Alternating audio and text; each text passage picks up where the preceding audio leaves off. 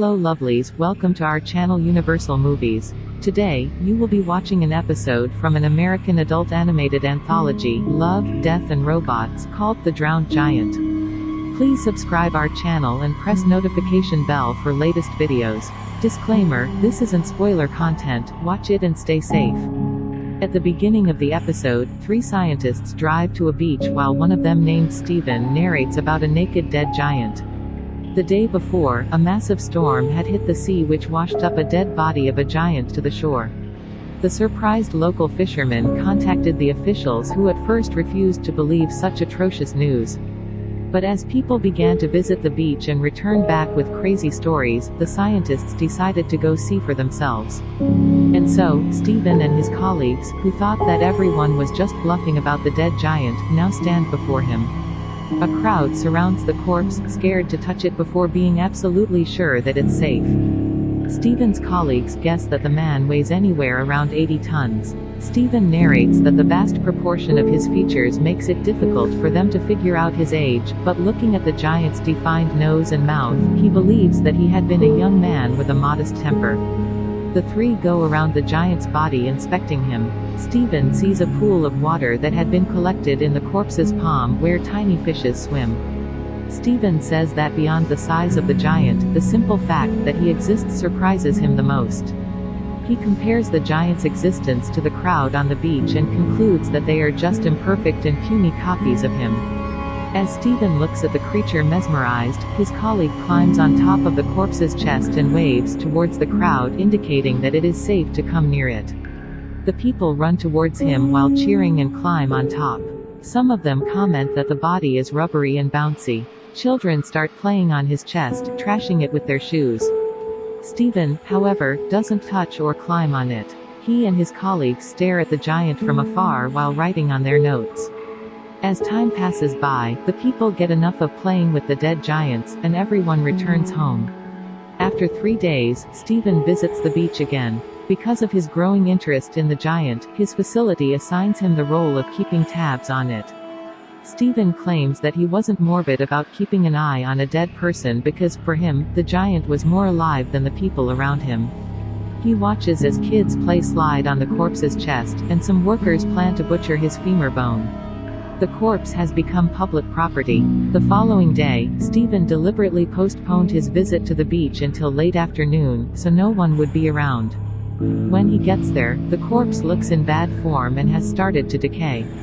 A teenage girl sits comfortably on the giant's ear, using it as a chair. Steven notices that the giant's face has a much less youthful look than it was before. He assumes it is because of prolonged immersion in seawater and tumefaction of tissue. As a crab crawls out of the giant's mouth, the scientist claims that it won't be long until he decays fully. Steven finally gets the courage to set foot on the corpse. Atop his chest, he sees a sandcastle someone had built. Then, his other arm comes into view, showing us that half of it has already decayed and whatever remained of it has been taken away by people. Meanwhile, his cornea has become hazy and cloudy, which gives his eyes a whirlpool effect. Steven looks at them, saying that the giant's suffering is less tragic than this isolation that he is facing. The next time he visits the giant, both his arms and one of his legs have decayed and been cut. Steven walks around looking at the corpse, which had been vandalized by teens who spray paint insults on his body. He is reluctant to witness the end of the magnificent creature, but the insults make him feel that the creature is more human because it seems more vulnerable to him now. When Steven comes to the beach the following day, he is almost relieved to see that the corpse's head has been removed. Birds eat its flesh as Steven watches it from afar. Without the head, the corpse looked less human, which reduces Steven's relationship with the corpse that he had formed. After that day, he doesn't visit the beach for a few weeks. On his next journey, he witnesses that any feature indicating that the corpse was once human has vanished. The only thing that remains is the decaying gut of the once magnificent creature. By now, the interest of the crowd in the giant has expired. Months later, after the giant's arrival has been forgotten, various pieces of his body can be seen around town, especially his bones, which are used as decorations. While cycling one day, Steven notices the giant's skull lying abandoned. He believes that if he looks around the town's pubs, he will find mummified noses and ears as well. According to Stephen, these decorations convey the giant's greatness better than Stephen's memory of his bloated and decaying appendages. As for the giant's genitals, it is shown that it had been cut off and placed in the Freak Museum in a circus. Stephen narrates that the apparatus occupies a whole tent to itself but is sadly mislabeled as belonging to a whale. At last, the scientist says that the people who saw the giant remember him as only a sea monster. However, for him, the giant is still alive, and he often dreams of his resurrection. In his dreams, the giant strides through the town picking up his fragments on his return journey to the sea. The episode, although short, has a deep and metaphorical meaning in every scene. The fans of the episode have interpreted it their own way, but many believe that the narrator Stephen is the giant himself. Stephen feels the pain of the dead giant when no one else can. So, some fans think that Stephen and the giant are the same people. The giant might be trying to communicate through Stephen. Moreover, the way Stephen describes several stages of the decaying of the corpse in such detail makes one wonder if he is the one going through the stages. The decaying of the giant's corpse is also seen as a metaphor for several things. The narrator, Stephen, observes the decaying of the corpse very closely at every stage. First, he sees the process that was supposed to happen, that is his body decaying by the passage of time. Then he notices people starting to amputate the corpse, treating it as a commodity.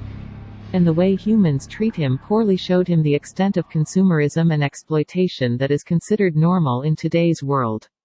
As the story progresses, Stephen begins to question what it means to be human and when do we decide that we have lost humanity. Until the corpse had a head, he thought of it as a human just like him and the others around him. In fact, he believed that the giant was more of a human than tiny creatures like himself. However, after Stephen's sympathy towards the giant dropped when he saw him only as a mass of flesh.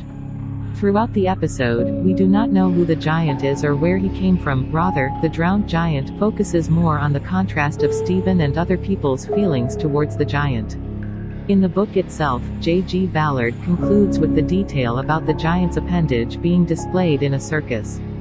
This is to emphasize how much the giant was humiliated, although being a greater existence than them all. It also denotes humans' superficial and exploitative nature. Moreover, his genitals were labeled to be of a whale's, and his bones were mere decorations for the people.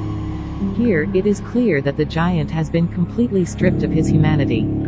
However, Stephen describes the genitals and decorated bones as the only things that convey how magnificent of a being the giant was.